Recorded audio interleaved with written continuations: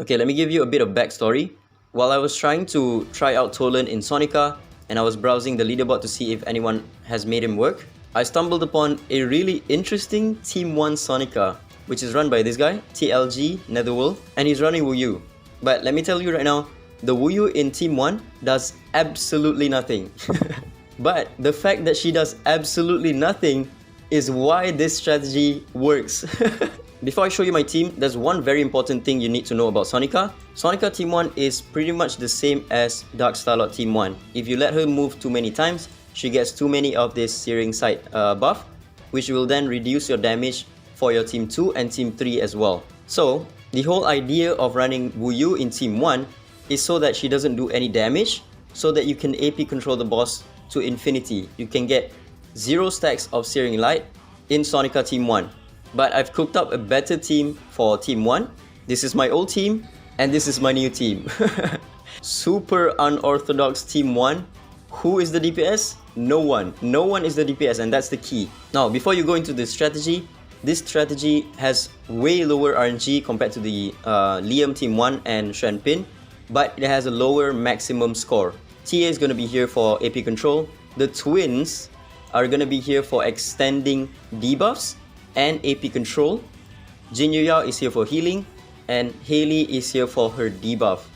If you've been an avid Falsetto Fantasy player, you'll know that Hayley's debuff can be brought over to the next fight. Right, that's all I'm gonna explain for Team 1 for now. And then the new Team 3 is just running Tolan, pretty much the same as the Dark Starlord team that I ran, with Sloan as well. Same sets as well. I'm gonna turn off practice mode, and I'm gonna break my high score of 268 million by any means necessary. Look at this. First run, 257 million. Check out the Team 2. You will never get this kind of score if you were to run Liam Team 1, because your Team 2 and Team 3 is getting heavy damage reduction when you run the Liam variant, right? If you have 25 stacks of the Searing Light, you get like 50% damage reduction for your Team 2 and Team 3. And since Elif is the best scoring team in the game right now for Falsetto Fantasy, reducing the amount of damage reduction you have is going to be key for you to get like really good score for Sonica. Boom! There we go. 277 million. But I'm not gonna stop here. I only used like 200 crystals, by the way. 192 million. What in the world is this? So this team is scoring 240 million by itself. And then the Sloan team is not doing so well. But I can get 65 million with this Sloan team, which is why I'm gonna go again. I'm gonna stop at like maybe 14,000 crystals. But keep in mind, I did break my high score within just 200 crystals. Oh my god, back to back! This is back to back, man. I'm not even capping. 180 million, Elif, and 54 million on Sloan. I'm gonna go again. Oh my god, there we go. I'll stop right here. I only used up, what, 600 crystals, and I broke my high score again for the third time, and now it's 293 million. I can definitely get 300 million. Oh my god, Elif, 194 million. And the Sloan team, again, around 55 million. Alright, like I explained just now, the Team 1 has no DPS in the team. And that's by design, because if you run a Defender Esper that does a lot of damage in Team 1, Sonica gains a lot of speed and you cannot AP control her to death, right? And if you can't AP control her to death, she will start gaining the Searing Light buff, which will then reduce your Team 2 and Team 3 damage, which is the bulk of the damage that you're gonna do. And the reason why the twins are so good in this Team 1 is because not only are they the best debuff extension unit, being the green twin spamming the S3 and also the red twin, right? But they also have AP down. The green twin has both AP down and also debuff extension on his S3. That's the reason why they are so good in this Team 1, to extend the debuff of Hayley. As you can see right here, I have 12 turns on Hayley's debuff, and the boss is taking 0 turns because I'm not doing any damage, right? So I managed to get 12 turns of Hayley's debuff, which means my Team 2 can fully benefit from Hayley's debuff, even without running Hayley in this team. With this team, you lower the RNG significantly because you don't need to roll Team 1 RNG anymore, right? Getting the RNG to get 0 stacks on the boss is super low. The RNG that you need for Team 1 is just that you extend the debuff of Hayley. So the only RNG that you need to roll is your Team 2, which is your Elif team, and your Team 3, which is your Sloan team. Now, if you were to run the Liam and Shenpin comp, the Team 1 RNG is the biggest RNG to ever exist in this game. To get 130 million score in Team 1 of Sonica running Liam plus Shen Pin is like less than 1% if you have a non-R2 Shen Pin. If you have an R2 Shen Pin, it goes up by a little bit higher, but it's still not that high. It's like less than 5%. So with this new team, you eliminate the RNG of Team 1, and the biggest RNG that you need to roll is your Team 2. And most of the RNG comes from when Sonica goes into this AFK mode, and you need Elif to cast her S3 and then cast it again. If you don't get Elif to cast her S3 twice when Sonica goes into that defensive mode, you'll start reducing Elif's damage. So that's the biggest part of the RNG that you need to face.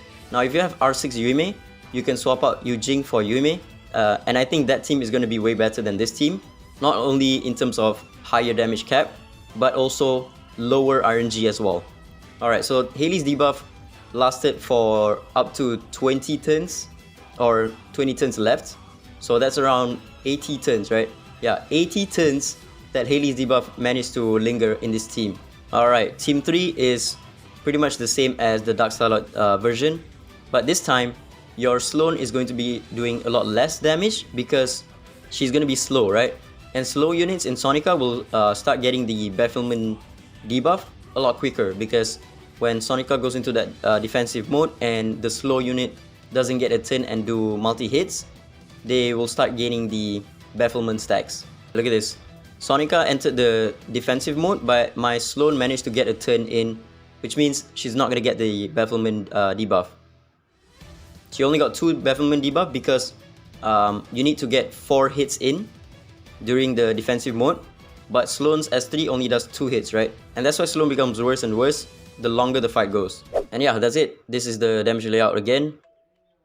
These are my sets.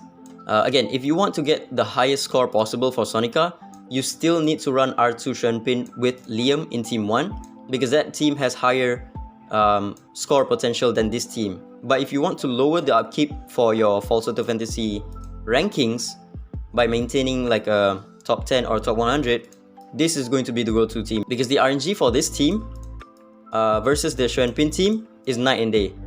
This team has really low RNG.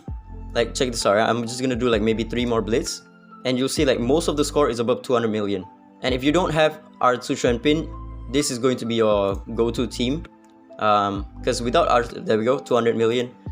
Without R2 Shenpin, the RNG for Team 1, like I said, I've tried it multiple times, and to get like anything above 130 million for Team 1 is less than 1% chance. That is absurd. Which means not only do you need to roll 235 million, not only do you need to roll 1% chance in Team 1, you also need to roll whatever percent chance it is for your elite team as well. So that's insane amount of RNG that you need to roll running Shenpin in Team 1. Shenpin team is good for getting as high of a score as possible, but in terms of upkeep, your crystals is gonna cry. It's insane amount of RNG. Yeah, this one 180 million. And there we go, 250 million. And I only did 4 runs. Man, this is truly a relic of the past. These 2 units used to be meta back in the day, like 2 years ago. And now they're back in the meta. That's insane. But yeah, that's about it. Ciao.